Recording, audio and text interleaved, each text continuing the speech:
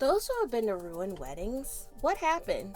Story 1. I played a wedding where as we started playing the set, everyone ran outside and nobody was to be seen for the rest of the night. I originally assumed it was because nobody liked us, but the bride came in afterwards and said there was a huge fight involving multiple members of both families, and everyone basically went home upset, injured, or in a police van. We couldn't stop playing since we were paid and it was our job, and the only person watching was the drunk uncle dancing on his own, asking for requests. We didn't know.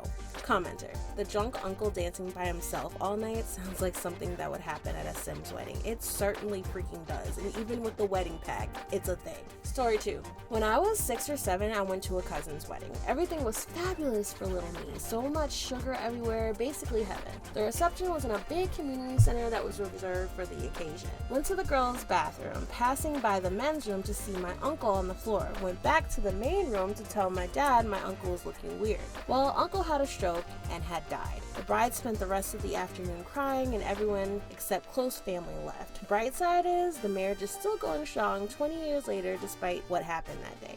Kudos to the couple, and I wish you many, many more wonderful years. Story 3. My dad and stepmom's wedding was a shit show. For context, her family was terrible on both sides. Abusive father, neglectful alcoholic mother, and step-parents who didn't care about her much. And she basically ran to my father to get away from it all when she was 15. Bigger problem was my dad was 26, also abusive, and just a real fucking show of a person. On my father's side of things, he hated his mother and blamed everything wrong in his life on her, as he did to most women in his family, later doing it to my stepmom, so the wedding was doomed to be terrible. It started when my stepmom was walking down the aisle. She'd reconnected with her father in the last year and had recently been in a fight with her stepfather, so it was just her dad walking her. There was a branch in the way, outdoor wedding, but he pulled it out of the way for her. As she thanks him, he lets go and flings it back into her face and literally collapses laughing. She awkwardly chuckles, no doubt knowing he is going to get mad at her if she shows she's upset, and the day continues, but she's visibly upset. After the toast, some people didn't drink the champagne that had been set out. The one thing she had asked her mom was that she not drink. She was even given sparkling juice rather than champagne. So while stepmom is changing into her reception dress, her mom goes table to table, pounding down all of the alcohol she can get her hands on. A cousin of mine who doesn't know what's happening starts chanting, chug, chug, chug, chug, and stepmom walks back to her mom, downing the last one and denying everything. Cousin slips out of the tent once he realizes what's going on and leaves the two alone to argue. Stepmom comes out crying a few minutes later, goes back to her car, and doesn't come back for a good 20 minutes. While all of that is happening, grandma pulls up and starts cussing out my dad for a ton of shit, including marrying a kid, stepmom was 25 at this point, who she hates, not letting her invite a friend to the wedding, and him owing her a bunch of money. Dad tells her to F off and she leaves. Then my dad got mad at my stepmom for being gone so long, accused her of either being a baby, for crying, or lying and cheating on him. So she sat down on the fringes and tried to not cry and also remain visible to my dad for the next several hours. They may have been dating for 10 years, but the marriage only lasted like 6 months. Ugh. God, I hate when that happens.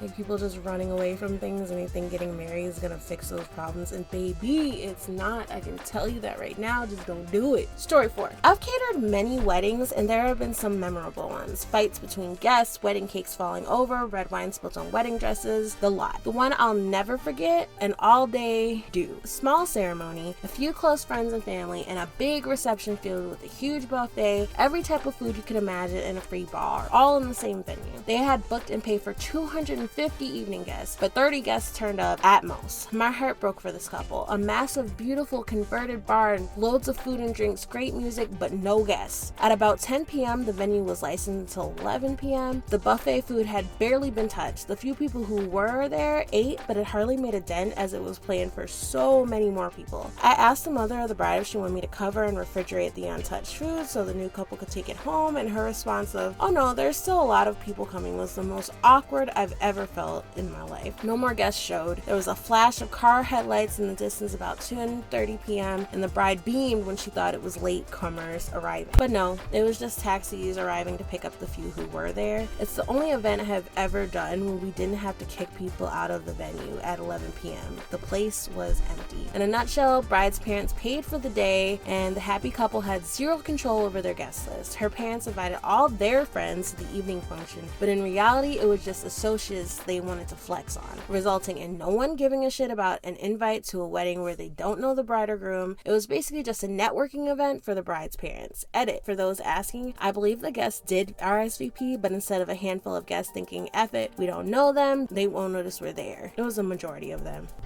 That sucks. I've had birthday parties where I invited a bunch of people. I was a little kid. Now I don't even really like parties, but like invited a bunch of people and just a few people showed up. You know what I'm saying? It sucks. But story 5. It was a big wedding, over 300 people. Turns out the bride had been having an affair with her cousin's husband. Oh, you nasty. The cousin had known for a little bit, but waited until the wedding to go table to table, letting everyone know the bride was sleeping with her husband. Poor groom was blindsided. Worst part was his father-in-law was well off and opened up a restaurant for him. Well, he lost his wife and he lost his restaurant. Honestly, I think the father-in-law should have just gone ahead and let him keep the restaurant because it wasn't his fault, it was your daughter's fault. So, story 6.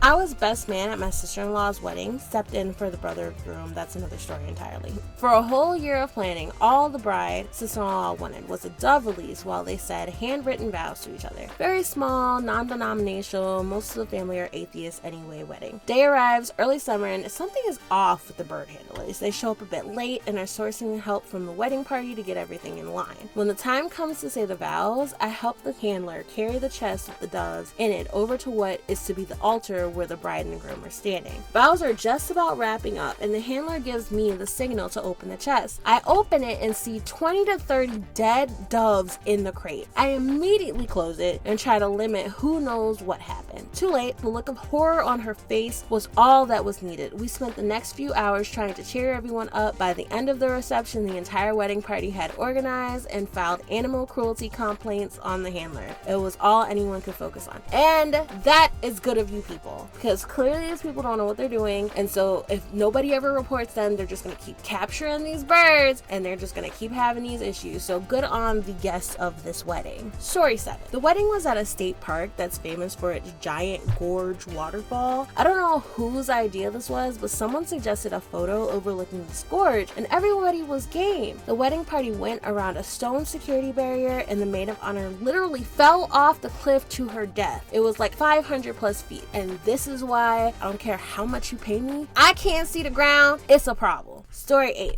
No one turned up to the reception except myself and partner. There was about 8 people in total and the couple had went all out for the reception. Awkward. Ooh, very awkward. Story 9. Was a guest of a friend of the bride. Did not know anyone attending. Very expensive, over the top place, several hundred guests of this very Italian wedding. Maid of honor grabs mic at the cocktail hour, begins her speech, rambling drunk, quickly devolves to stating the recently deceased mother of the bride was against this wedding and that's basically what killed her. Oh, why would you say that? Plus, Vinny will never give up prostitute. She is tackled by several people and dragged away. I'm literally picturing this and I'm just crying laughing inside. The happy couple is separated and divorced within a year. Well, I freaking bet if Vinny's not giving up prostitutes. Story 10. The bride's father was 45 minutes late to walk his daughter down the aisle. While we were waiting, the air conditioner broke in the venue. It was over 100 degrees outside and humid AF. The place was overcrowded. You could barely move without bumping into someone else in this heat that was extra miserable. I guess the air conditioning problem had also affected the refrigeration or something because most of the food was spoiled. The only food on the buffet was salad, spaghetti, and rolls. Not enough to feed even half the guests. Most people left after the first dance. 2 of the bride's aunts fainted. The bride and wedding planner were both crying. Alright guys, that's the end of the story. If you like these Reddit readings, let me know in the comments below, and if you have your own story you want to add to the queue, also let me know because you may end up in a video later if that's something that you're interested in. In the meantime, I just hope you have a wonderful day and bye bye.